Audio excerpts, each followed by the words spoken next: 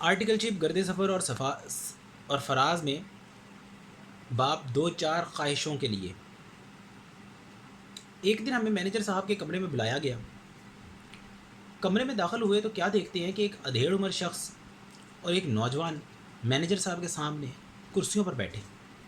Manager صاحب نے ان کا تعارف کروایا کہ یہ دونوں ٹیلی کام فرنچائز کے پارٹنرز ہیں اور ان کی فرنچائز منڈی بہاؤدین میں ہے۔ ہمیں اس فرنچائز کے فائنل اکاؤنٹ بنانے ہیں۔ ہم نے کہا سر 2 گھنٹے لگیں گے۔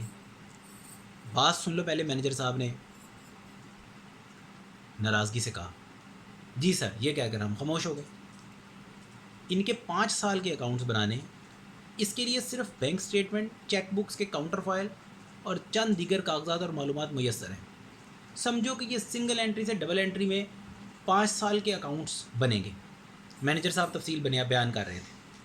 ہم سوچ رہے تھے کہ چلو جی اب یہ بھی کرنا پڑے گا۔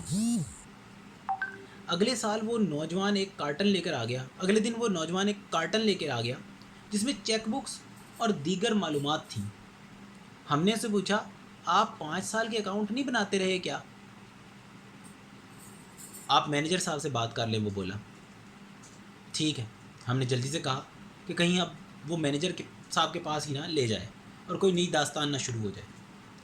وہ چلا گیا تو ہم نے کارٹن کے اوپر سے رسی کھولی تو اندر چیک بکس کو رول کر کے ربڑ بینڈ چڑھائے ہوئے تھے اور اس کے علاوہ بینک سٹیٹمنٹ کے بڑے بڑے صفحات کو کارٹن میں بہت اذیت دے کر ٹھونسا ہوا تھا۔ ابھی کارٹن کے اندر موجود کاغذات کو ہاتھ لگانے سے گھبرا رہے تھے، اس لیے ایک کمپنی کے فائنل اکاؤنٹ نکال کر اس کی کاپی بنائی اور اس پر ٹیلی کام کے فرنچائز کا نام وغیرہ تبدیل کیا تاکہ اس فرنچائز کے فائنل اکاؤنٹ کے لیے فارمیٹ تیار کیا جا سکے۔ آہستہ آہستہ ہمت کر کے چیک بکس اور دوسرے کاغذات کو ایک طرف سے پڑھنے لگے تاکہ ان کے اعداد و شمار اکاؤنٹس میں منتقل کر کے کوئی صورتحال واضح کی جائے۔ اس کام کے لیے ہمیں اب صرف فرم میں رہنا تھا اور کلائنٹ پر نہیں جانا تھا۔ یہاں یہ بھی مسئلہ تھا کہ فرم کا جو بھی کوئی کام ہوتا وہ بھی درمیان میں کرنا پڑتا، کیونکہ جب بھی کوئی چھوٹا موٹا کام آتا یہی کہا جاتا کہ انیل فرم میں ہے، اس سے کہو کرے۔ بہرحال چلتی تلواروں کے سائے تلے اکاؤنٹس بنتے رہے۔ جب 1 سال کے اکاؤنٹس بن گئے تو مینیجر صاحب کو چیک کروائے۔ ان کی تسلی کروانے کے بعد اسی طرح اگلے سال اور پھر اس سے اگلے سال کے اکاؤنٹس بنا لیے۔ اب ہمیں کہا گیا کہ ان پارٹنرز کو فون کر کے بلا لیا جائے، سو اگلے دن ان سے ملاقات طے پا گئی۔ اگلے دن وہ دونوں حضرات مینیجر صاحب اور ہم بیٹھے تھے۔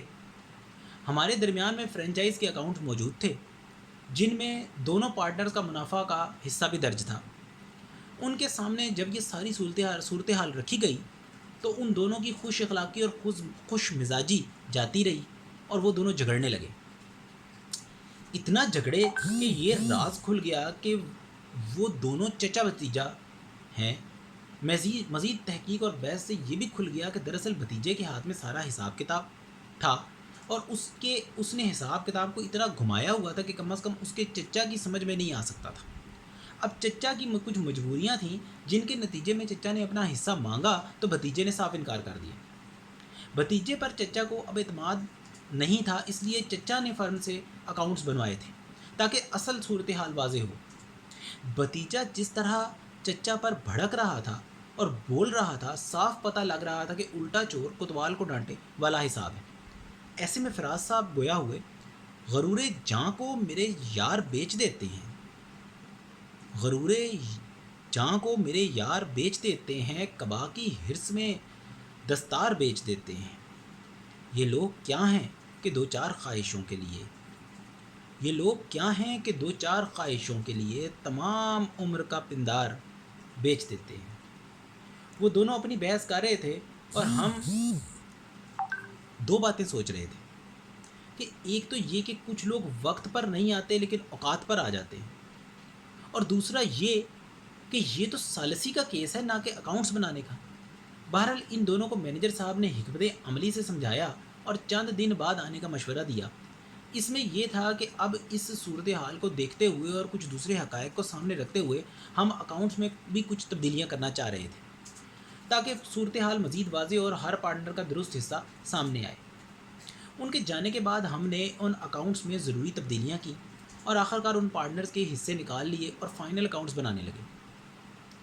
اگلی نشست میں ہم نے جو حصے فائنل اکاؤنٹ بنانے کے نتیجے میں دونوں پارٹنرز کے نکالے تھے ان پر وہ دونوں متفق ہو گئے۔ ہم نے دونوں پارٹنر سے باقاعدہ لکھوا کر گواہان کی موجودگی میں ان کا معاملہ حل کرا دیا۔ اس طرح یہ انوکھی اسائنمنٹ بھی اپنے اختتام کو پہنچی۔